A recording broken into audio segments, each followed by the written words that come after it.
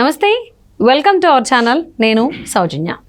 ఆంధ్రప్రదేశ్లో పోలింగ్ అయిపోయిన తర్వాత కూడా ఈవెన్ ముందు నుంచి కూడా నెక్స్ట్ వచ్చేదంతా కూటమి, టీడీపీ ప్రభుత్వమే గవర్నమెంట్ ఫామ్ చేస్తోంది. ముఖ్యమంత్రిగా అయితే చంద్రబాబు నాయుడు గారే ఉంటారు. బట్ హోమ్ మినిస్టర్ ఎవరు అవుతారు, ఎవరు అయ్యేటువంటి అవకాశం ఉందని చెప్పేసి టీడీపీ క్యాడర్లో చాలా ఇది చర్చగా నడుస్తోంది. ఈవెన్ కంప్లీట్గా చెప్పాలంటే ఆనందోత్సాహాల్లో ఉన్నారు. మరి ఏంటి, ఎవరు అవ్వబోతున్నారు? ఈ అంశానికి సంబంధించి మనతో మాట్లాడడానికి, వారి విశ్లేషణని మనతో పంచుకోవడానికి ఈరోజు మనతో పాటు ఉన్నారు senior journalist, senior political analyst CS Rao garu ఉన్నారు. వారితో మాట్లాడదాం. నమస్తే రావు గారు. నమస్తే. టీడీపీ క్యాడర్ అయితే చెప్పాలంటే ఆనందోత్సాహాల్లో ఉన్నారు. నెక్స్ట్ సీఎం అయ్యేది అయితే మాత్రం 2024లో చంద్రబాబు అవుతారు. బట్ హోమ్ మినిస్టర్ ఎవరు అవుతారు అనేటువంటి చర్చ సాగుతుంది వాళ్ళల్లో. ఎవరు అయ్యేటువంటి అవకాశం ఉంది? సో ఒకటి ఏంటంటే, చాలా మంది అనుకోవచ్చు ఏంటి అతిశయోక్త, ఫలితాలు రాకుండానే ఇలా చెప్తున్నారని. అన్నము ఉడికిందా లేదనేది 2 మెతుకులు పట్టుకుంటే తెలుస్తుంది. అలాగే పోలింగ్ రోజు ఓటర్స్ ఎంత కసిగా ఓటేశారు, ఆ ఓటింగ్ సరళిని బట్టి చూస్తే కనుక రాబోయేటువంటి 4వ తారీఖున 15 రోజులు ఉంది, ఇంకా 15 రోజులు ఉంది, జూన్ 4వ తారీఖున రిజల్ట్ ఏ విధంగా ఉంటాయి అనేది ఎక్స్పెక్ట్ చేయొచ్చు. ఎక్స్పెక్ట్ చేసి చాలా సంస్థలు కూడా రిజల్ట్ ఇస్తున్నాయి.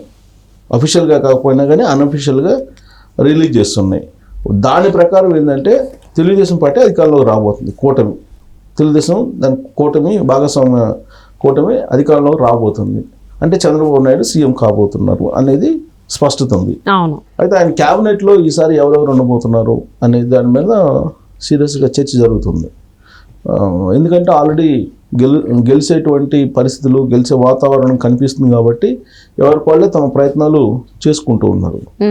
ప్రత్యేకించి హోమ్ మినిస్టర్ ఎవరు అనే దాని మీద చాలా సీరియస్గా చర్చ జరుగుతుంది. దానికి కారణం కూడా జగన్మోహన్ రెడ్డి. 2019 నుంచి ఇప్పటి వరకు ఆయన చేసినటువంటి వ్యవహారాలు చూస్తే మాజీ మంత్రులు ఎవరైతే ఉన్నారో అచ్చెన్నాయుడు కానీ, కొల్లు రవీంద్రన్ కానీ, వీళ్ళందరినీ వరుసగా అరెస్ట్ చేయించారు. మాజీ ఎమ్మెల్యేలు జేసీ ప్రభాకర్ రెడ్డి కానీ, లేదంటే దూలిపల్లి నరేందర్ కానీ, దెందులూరు ఎమ్మెల్యే మాజీ ఎమ్మెల్యే ఆయన్ని కానీ, ఇట్లా చాలామందిని అరెస్ట్ చేయించి నానా రకాలుగా హింస పెట్టారు. హింస పెట్టి లాస్ట్కి వాళ్ళ మీద ఏమన్నా కొన్ని ఛార్జ్ షీట్ వేశారంటే ఒక్కళ్ళ మీద కూడా ఛార్జ్ షీట్ వేయలేదు ఇప్పటి వరకు. సో అంటే అవి ఫేక్ కేసులు, కేవలం కక్ష సాధింపు అనేది తెలుగుదేశం పార్టీ వాళ్ళు భావిస్తున్నారు.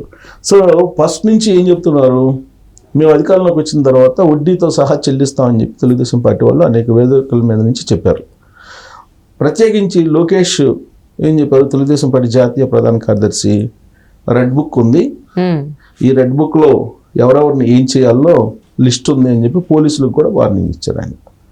అంటే ఎవరైతే జగన్మోహన్ రెడ్డి సేవకుల్లాగా, వైఎస్ఆర్ కాంగ్రెస్ పార్టీ కార్యకర్తల్లాగా వ్యవహరిస్తున్నారో ఆ పోలీసులకు సంబంధించినటువంటి లిస్టు కానిస్టేబుల్ దగ్గర నుంచి ఐపీఎస్ల దాకా ఉంది అని చెప్పి ఆయన ఆల్రెడీ అనౌన్స్ చేశారు. బహిరంగ సభలోనే చెప్పడం జరిగింది. సో ఇప్పుడు ఆ రెడ్ బుక్లో ఉన్నటువంటి వాళ్ళందరూ కొద్దిగా ఈ ఎలక్షన్స్లో జగన్మోహన్ రెడ్డికి సర్వశక్తులు ఒడ్డి పనిచేశారు. దాంట్లో భాగంగానే ఇప్పుడు జరుగుతున్నటువంటి గొడవలు మనం చూస్తున్నాం కదా. ఈసీ కూడా పిలిచి చివాట్లు పెట్టింది డీజీపీకిను చీఫ్ సెక్రటరీకి. ఆంధ్రప్రదేశ్ చరిత్రలో ఫస్ట్ టైం ఇది. ఒక చీఫ్ సెక్రటరీను డీజీపీని పిలిచి ఢిల్లీకి కేంద్ర ఎన్నికల సంఘం చివాట్లు పెట్టడం అనేది ఫస్ట్ టైం. ఓకే, సరే, అది కూడా జగన్మోహన్ రెడ్డి హయాంలోనే జరగటం అద్భుతం, మర్చిపోలేనటువంటి సంఘటన. సో కాబట్టి పరిపాలన ఎలా జరిగిందనే దానికి ఇదే ఉదాహరణ. సరే, ఇప్పుడు అనొచ్చు జగన్మోహన్ రెడ్డి లేడు కదా, ఎలక్షన్ కమిషన్ పరిధిలో కదా యంత్రాంగం అంతా ఉంది, మీరు జగన్మోహన్ రెడ్డి ఎలా విమర్శిస్తారని చెప్పి అనొచ్చు. అసలు జగన్మోహన్ రెడ్డికి సేవకుల్లాగా కొంతమంది వ్యవహరించడమే పెద్ద ఇది కదా, పెద్ద న్యూస్ అదే కదా. ఫస్ట్ నుంచి కూడా విపక్షాలు చెప్తుంది అదే కదా.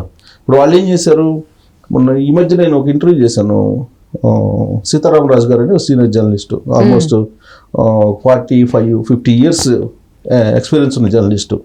ఆయన ఇంటర్వ్యూ చేస్తే ఆయన చెప్పినటువంటి మాట నాకు ఇప్పటికీ మర్చిపోలేకపోతున్నాను. ఆంధ్రప్రదేశ్లో జగన్మోహన్ రెడ్డి ఒక డయర్ లాగా పరిపాలన సాగించాడని. డైర్ ఏం చేశారు, ఆ రోజున్న ప్రైవేట్ సైన్యంగా తయారు చేసుకొని ఈ పోలీసుని వీళ్ళందరినీ ఆయన హింస పెట్టేవాడు ప్రజల్ని. అలాగే ఇప్పుడు జగన్మోహన్ రెడ్డి పోలీసుల్ని తన సొంత మనుషులుగా, సొంత సేవకులుగా మార్చుకొని వాళ్ళని ఉపయోగించేసి సామాన్య ప్రజల్ని అలాగే విపక్షాలని ఇబ్బంది పెట్టేటువంటి పరిస్థితి తీసుకొచ్చారనేది ఆయన చెప్పినటువంటి విశ్లేషణ. నా ఇంటర్వ్యూలో చెప్పారు, అది ఆల్రెడీ ఉంది, యూట్యూబ్లో కూడా ఉంది ఆ వీడియో. ఇప్పుడు ఆ పరిస్థితి రావడానికి కారణం కూడా అదే. ఇప్పుడు వాళ్ళేంటి, ఆల్రెడీ ఇక్కడేమో లోకేష్ రెడ్ బుక్ చూపిస్తున్నారు, ఆ రెడ్ బుక్లో వీళ్ళ పేర్లు ఉన్నాయి. రేపు మళ్ళీ అధికారంలో రాకపోతే జగన్మోహన్ రెడ్డి తమ పరిస్థితి ఏంటి అనేది వాళ్ళ ఆలోచన. అందుకే వాళ్ళు ఏం చేస్తున్నారు, వైఎస్ఆర్ కాంగ్రెస్ పార్టీ కార్యకర్తల్లాగా వైఎస్ఆర్ కాంగ్రెస్ పార్టీకి సంబంధించినటువంటి వ్యక్తుల్లాగా వ్యవహరించారు. ఒక ఐపీఎస్లు కానీ ఐఏఎస్లు కానీ లేదా ఉన్నత అధికారులు కానీ ఎస్ఐలు కానీ సిఐలు కానీ లేదంటే ఆర్డీఓలు కానీ ఎంఆర్ఓలు కానీ, కొంతమంది, అందరు కాదు, స్పష్టంగా చెప్తున్నా, కొంతమంది వాళ్ళు పార్టీ మనుషుల్లాగా పనిచేశారు. జేపీఎస్ అన్నారు కదా, జగన్ పోలీస్ సర్వీస్ కింద చేశారని చెప్పేసి అని చాలా వీడియోస్లో మెన్షన్ చేశారు. ఇందుకోసమేనా నెక్స్ట్ గవర్నమెంట్ ఫామ్ చేయబోతున్నటువంటి కూటమి సీఎం అయితే చంద్రబాబు, నెక్స్ట్ క్యాడర్లో ఎవరు ఉండబోతున్నారు, హోమ్ మినిస్టర్ ఎవరు కాబోతున్నారు అనేటువంటి చర్చ సాగుతోంది అంటారు. అందుకే ఇప్పుడు దాని పర్యవసానం ఇప్పుడు జరుగుతున్నటువంటి గొడవలు. సో ఇప్పుడు రాబోయేటువంటి రోజుల్లో మేము వడ్డీతో సహా తీర్చుకుంటామని చెప్పారు కదా క్యాడర్. ఇప్పుడు క్యాడర్ కూడా చాలామందికి ఇప్పుడు ఎందుకు పోలింగ్ జరిగింది, మొన్న పోలింగ్ జరిగిన రోజు ఓటే లేదని చెప్పేసి తెలుగుదేశం పార్టీ వాళ్ళ ఇంటికి పోయి కొట్టారు వైజాగ్లో, ఉత్తరాంధ్రలో జరిగింది. సరే మిగతా చోట్ల కూడా చాలా వరకు అలానే జరిగింది. సో ఇలాంటి వాళ్ళ అందరికి కూడా మేము ప్రతీకారం తీర్చుకుంటాము అని చెప్పి చాలా కాలం నుంచి తెలుగుదేశం పార్టీ వాళ్ళు చెబుతున్నారు. సో రేపు అధికారంలోకి వచ్చిన తర్వాత హోమ్ మినిస్ట్రీ పదవి అనేది ఎందుకు ఇంపార్టెంట్ అనే దానికి ఇవన్నీ చెప్తున్నా. ఓకే. సో ఇప్పుడు అధికారంలోకి రేపు రాబోతున్నారు, వచ్చే అవకాశాలు కనిపిస్తున్నాయి ఓటింగ్ సరళిని బట్టి చూస్తే. అప్పుడు హోమ్ మినిస్టర్ ఎవరు అవుతారు? ఇప్పుడు కత్తి మీద సాము, ఆ మంత్రిత్వ శాఖ అనేది కత్తి మీద సాము రాబోయేటువంటి రోజుల్లో. మిగతా మంత్రిత్వ శాఖలు ఒక ఎత్తు, రాబోయేటువంటి రోజుల్లో హోమ్ మినిస్టర్ అనేది మరొక ఎత్తు. చాలా కీలకం కాబోతుంది. ఎందుకంటే తెలుగుదేశం పార్టీ క్యాడర్ కసిగా ఉన్నారు. 2019 నుంచి ఇప్పటి వరకు ఊచకోత కోసుకుంటూ వచ్చారు YSR Congress party. Almost list ఉంది, వందలాది మంది నుంచి వీళ్ళు ఊచకోత కోసారు. సో వీళ్ళు కూడా అంతే కసిగా ఉన్నారు కదా. రేపు అధికారంలో రాగానే ఏం చేస్తారు అనేది వినిపిస్తుంది. ఇప్పుడు అందుకే ఇప్పుడు అధికారంలోకి రాబోతుంది తెలుగుదేశం అనగానే కొంతమంది ఆల్రెడీ ఊళ్ళో పెట్టి వెళ్ళిపోతున్నారు. వైఎస్ఆర్ కాంగ్రెస్ పార్టీకి సంబంధించి ఎవరైతే ఈ వేటకొడవల్లో బాంబులు పెట్టుకొని తిరిగారో వాళ్ళు ఊళ్ళో పెట్టి వెళ్ళిపోతున్నటువంటి పరిస్థితి. ఇప్పుడు అజ్ఞాతంలోకి వెళ్ళిపోయారు పిన్నెల్లి రామకృష్ణారెడ్డి, లక్ష్మారెడ్డి అని చెప్పి చెబుతున్నారు ఇవాళ లేటెస్ట్ న్యూస్. సో ఇట్లాంటి పరిస్థితుల్లో రేపు చంద్రబాబు నాయుడు క్యాబినెట్లో హోమ్ మినిస్టర్ అనేది కత్తి మీద సాము ఆ పదవి. సో అది ఎవరికి ఇస్తారు? అది ఎవరికి ఇస్తారు? అది పవన్ కళ్యాణ్ అడిగి తీసుకుంటారా? పవన్ కళ్యాణ్ అడిగితే ఖచ్చితంగా పవన్ కళ్యాణ్కి ఇవ్వాల్సిందే, ఇస్తారు కూడా, కాదనలు.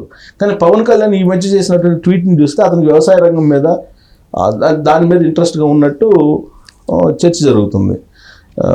రైతులు నష్టపోయారు, కౌలు రైతులకు న్యాయం చేయాలి, ఇవన్నీ కూడా ఆయనకి కొంచెం హ్యూమన్ యాంగిల్లో వ్యవసాయం మీద ఎక్కువగా కాన్సన్ట్రేషన్ చేయాలనే ఆలోచన. ఆయన ఫ్రీ టైంలో కూడా చేసేది అదే కదా, ఫార్మింగ్ ఎక్కువ చేస్తుంటారు. కొద్దిగా ఇష్టం ఆయనకి పూర్ పీపుల్ని కలవటం ఇవన్నీ కూడా. బస్ అది తీసుకునే అవకాశం ఉంది. అయితే హోమ్ మినిస్టర్ ఎవరు అని అంటే అచ్చెన్నాయుడు, తెలుగుదేశం పార్టీ ఏపీ అధ్యక్షుడు, senior politician. Atchannaidu home minister తీసుకునే అవకాశం ఉంది.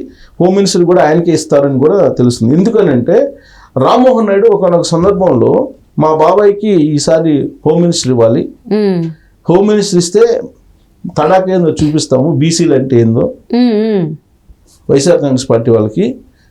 మా బాబాయ్ని నిరాధారణ ఆరోపణలతోటి ఆయనకి హెల్త్ బాగాలేకపోయినా కానీ శ్రీకాకుళం నుంచి అరెస్ట్ చేసి తీసుకొచ్చి రాష్ట్రం మొత్తం తిప్పి ఆయన జైల్లో పెట్టారు. సో కాబట్టి ఖచ్చితంగా మాకు హోమ్ మినిస్టర్ కావాలని చెప్పి రామ్మోహన్ నాయుడు అడిగాడు. రామ్మోహన్ నాయుడు ఎర్రమనాయుడు వాళ్ళ అబ్బాయి, వాళ్ళు ఆయన బాబాయ్ అవుతాడు అచ్చెన్నాయుడు. సో రామ్మోహన్ నాయుడు అడిగాడంటే ఖచ్చితంగా చంద్రబాబు నాయుడు కాదన్నాడు. కాబట్టి అచ్చెన్నాయుడు హోమ్ మినిస్టర్ అయ్యే అవకాశాలు ఉన్నాయి.